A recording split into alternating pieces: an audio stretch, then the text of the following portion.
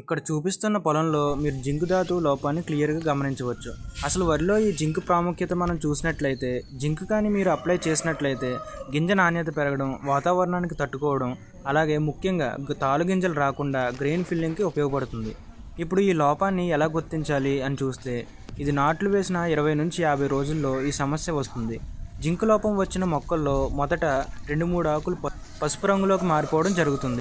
ఆకుని మనం విరిచినప్పుడు టప్మని సౌండ్ రావడం మనం గమనించవచ్చు.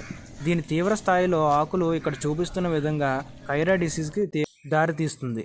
ఇప్పుడు దీన్ని ఎలా నివారించాలని చూస్తే, ముందుగా నాట్లు వేసినప్పుడు జింక్ సల్ఫేట్ను కలిపి చల్లుకుంటే దీన్ని రాకుండా నివారించవచ్చు.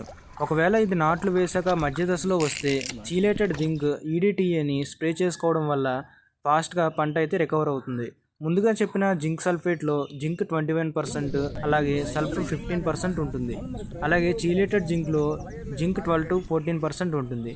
ఈ వీడియో నచ్చితే లైక్ చేసి ఛానల్ని సబ్స్క్రైబ్ చేసుకోండి. ఇంకా ఎలాంటి సందేహాలున్నా కామెంట్ చేయండి.